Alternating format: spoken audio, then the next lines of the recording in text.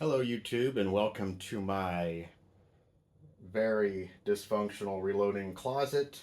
The purpose of today's video is to answer questions I have received about how I am making my own blank 223 ammunition for Force on Force training events.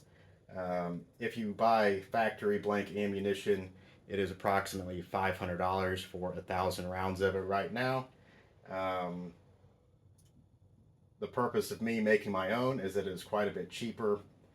Um, all of the brass that I use is simply just picked up off the ground at a local range. So the brass is free.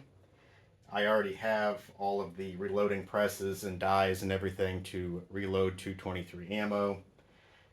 What you're going to need is a whole bunch of free brass off the ground. The basic things already required for reloading 223, such as a press and 223 dies.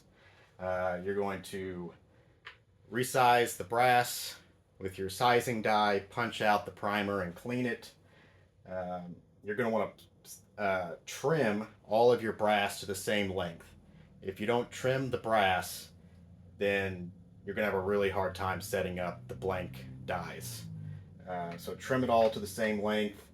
Put a new primer in. Primers right now are about $60 or $70 for 1,000.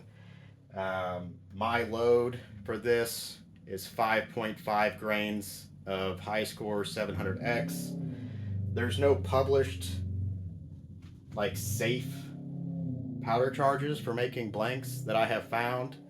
So that's what I'm using. I'm not telling you to do that. You do your own testing and don't just take some internet dude's advice and blow yourself up. But so anyway, $60 for 1,000 primers. 1 pound of powder is about $40, and that's 7,000 grains. Each one of my blanks takes 5.5 grains. So for 1,000 blanks, I can do that for about $100 or so instead of $500. The dies we're using is the Hornady blank cartridge dies. So anyway, so I pick up my free brass, I size it, I trim it, I clean it, I put a new primer in it, and I charge it with my charge of 700X powder.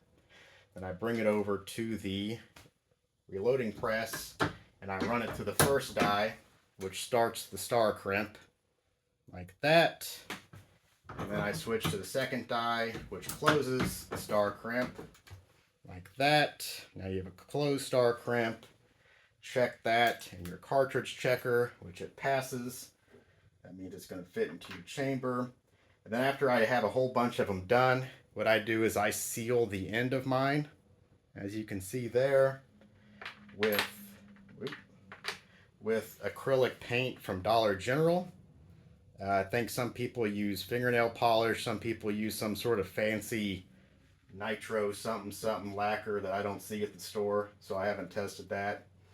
So anyway, that's my process. After I'm done with a bunch, I package it up in a vacuum sealer thing that I cut to size in 20s. That way, whenever I get to a training event, I can show my magazines are empty, I have no live ammo, I can visually have someone inspect this, that they're all blanks, there's no projectiles, and make safety checks very easy. So anyway, something to think about if you are a reloader and want blanks.